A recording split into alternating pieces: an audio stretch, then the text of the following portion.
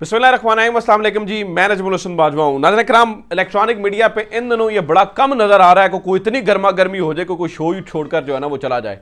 जब ये नया नया आया था मीडिया, इलेक्ट्रॉनिक मीडिया, तब जब नए नए टॉक शो चलना शुरू हुए थे, तब ये नई नई एक ट्रिक आई थी कि आप जो है ना वो लड़ाई करवा दें प्रोग्राम की, जो है ना वो रेटिंग बहुत ऊपर चली जाती थी, लोग जो है ना वो शो छोड़कर चले जाते थे और बड़ा कुछ इस तरह से होता था। अब पिछले लंबे अरसे से जो है ना वो ऐसा होना बंद हो गया हुआ है। लेकिन आज नाज़रीन किराम ऐसा हुआ है कि एक गेस्ट की वजह से दो बंदे छोड़कर चले गए प्रोग्राम। सीनियर तरीन जर्नलिस्ट जनाब मोहतरमा आसमा शराजी साहिबा और इसी तरह से सीनियर तरीन पॉलिटिशियन जनाब मोहतरमा अज़मा बुखारी साहिबा, ये शामिल थी। अजहर सदीक एडवोकेट हमारे दोस्त भी हैं, इमरान खान के वकील भी हैं, बड़ा शानदार वकील है, बहुत शानदार वकील है। तो अजहर सदीक के साथ मौजूद थे ये तीनों पैनलिस्ट एंकर मंसूर अली खान के प्रोग्राम में। तो जनाब इस प्रोग्राम के दरमियान इतनी गर्मा गर्मी हुई कि मैं तो कहूँगा कि अजहर सदीक छा गए। ठीक है, उनने कहा क्या, मैं जरा आगे चल के बताता हूँ और बताता हूँ उन्होंने क्या कहा और इन्होंने क्या कहा। लेकिन इतनी गर्मा गर्मी हुई कि एक गेस्ट की बजाय दोनों गेस्ट छोड़ के चली गई। आसमा शराजी भी चली गई और अज़मा बुखारी साहबा भी चली गई। तो ये पूरा मामला क्या हुआ, आज मंसूर अली खान के प्रोग्राम में क्या हुआ और ये सारी चीज़ें क्या हुई, ये मैंने आपके साथ आज की वीडियो में जो है ना वो शेयर करना है। लेकिन इससे पहले मैं बता दूं कि इस वक्त चल क्या रहा है। नाज़रीन किराम, रात के इस वक्त मेरे पास 11 से ऊपर का टाइम हो चुका है। ज़मान पाक में इस वक्त ऑपरेशन जारी है। अभी ये जो ऑपरेशन किया जा रहा है वो तजावुज़ात के ख़िलाफ़ ऑपरेशन किया जा रहा है। अब ज़मान पाक में जाते हैं तो ज़मान पाक के बाहर आपको नज़र आते हैं मुख्तलिफ़ कैंप्स लगे हुए थे। पूरा एक यहाँ पे मेले का समा रहता था, हर वक्त DSNGs खड़ी रहती थी, मुर्शद चौक था, काफ़ी सारी जगह थी, काफ़ी सारी चीज़ें यहाँ पर हो रही थी। लेकिन अभी वहाँ पर जो है ना वो हू का आलम है, कोई बंदा नहीं है। तो पुलिस जो है ना वो अभी वहाँ पर उनके कहने पर अभी जो इंतज़ामिया है वो तजावुज़ात के खिलाफ ऑपरेशन कर रही है और वहाँ पर सारी चीज़ें हटाई जा रही हैं। मेरी एक दो दोस्तों से बात हुई, मैंने पूछा यार ये क्या हो रहा है, तो कह रहे हैं इमरान खान को बताना मकसद है कि हमने जो है ना वो खाड़ दिया, हमने फतह कर लिया ज़मान पाक, और ये इस तरह की कहने का मतलब है। ठीक है, चलें जी, कानून के मुताबिक तो ज़रूर होना चाहिए, मैं इसमें नहीं कहता। लेकिन आज जो इमरान खान के साथ अंदर जाके इन्होंने गुफ्तगू किया और उसमें कह रहे हैं जी इमरान खान ने आज इन्हें मुंह पे कहा बताएं कौन से दहशतगर्द है मेरे पास, तो कहते हैं नहीं वो दहशतगर्द नहीं, वो जी वांटेड मैन है। तो इमरान खान कहते हैं कि ये वांटेड मैन को क्या होते हैं। ठीक है, कि आप पहले टीवी पर बैठ के दहशतगर्द कह रहे हैं, यहाँ पर आपके वांटेड तो आप जिसको दिल कह दें वांटेड है। ठीक है, जैसे महमूद रशीद है, फलाना है, फलाना है, फलाना है, काफ़ी सारे नाम लिए इमरान खान ने। अच्छा, इसके बाद इमरान खान बाहर आए और उन्होंने आकर इमरान रियाज के बारे में जो बात की है वो ज़्यादा खौफनाक है। मैं भी जाता हूँ मंसूर अली के प्रोग्राम की तरफ और मैं बताता हूँ कि वहाँ पर क्या हुआ। लेकिन जो इंपॉर्टेंट बातें इस वक्त न्यूज़ आप आ रहे हैं, फटाफट मैं अब एक आधे मिनट में जो है ना वो आपके साथ शेयर कर दूँ।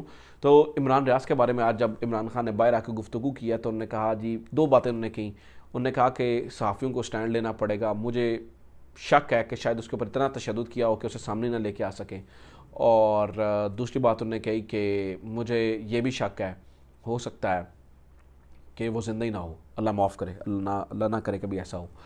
तो ये बड़ी अफसोस की बात है। वो कहते हैं जी ये बहुत, मतलब मैं जब ये बोल रहा हूँ तो नाज़रीन किराम मेरी ये ज़ुबान ये साथ नहीं दे रही है इस लफ्ज़ को कहने में कि इमरान रियाज एक इतना बड़ा नाम और इतना जो है ना फिर उनकी फैमिली इतनी परेशान है, उनके बच्चे इतने परेशान हैं। उनके बाप ने आज कहा है, आज इमरान रियाज के पता है आपको, वालिद ने कहा है कि मेरे बेटे को एक ही दफ़ा मार दो फिर ताकि मैं सुकून आ जाए। चले खैर, ये आज इमरान खान ने कहा है। मैं let's come to the point, जो असल बात है उसकी तरफ आ जाते हैं। तो जनाब वाला आज प्रोग्राम था जिसमें एंकर मंसूर अली खान ने बुलाया हुआ था तजियाकार जनाब अजहर सदीक एडवोकेट को, इसके साथ आसमा शराजी साहिबा थी और अज़मा बुखारी साहिबा थी।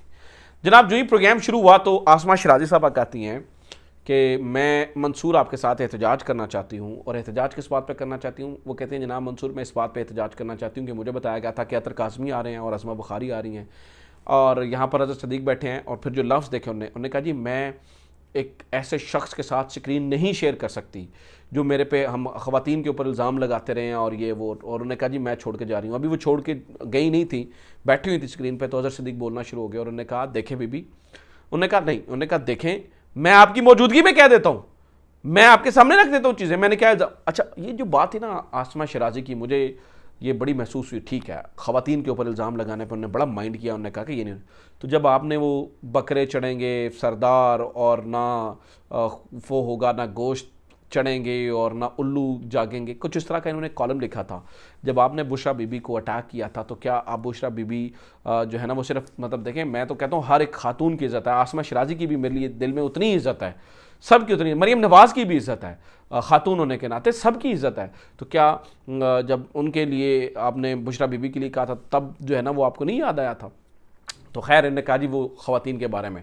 اچھا چلیں وہ اٹھ کر چلی گئیں، اظہر صدیق جو ہے نا وہ بولتے رہے. اس کے بعد عظمہ بخاری صاحبہ جو ہے نا وہ بولنا شروع ہوئیں، اور عظمہ بخاری صاحبہ نے کہا وہ اسی طرح کی باتیں کرنا شروع ہو گئیں، یار دیکھیں یہ کرتے رہے. اب اچھا عظمہ بخاری سے پہلے کئی جگہ پر اظہر صدیق کے ساتھ جو ہے نا وہ اسکرین شیئر، کیونکہ وہ لیکن وہ انہوں نے نیوز بنانی تھی، اور یہ جو ایک ہے نا پرابلم ہمارے میں آج کل آ گیا ہے اٹینشن سیکنگ کا.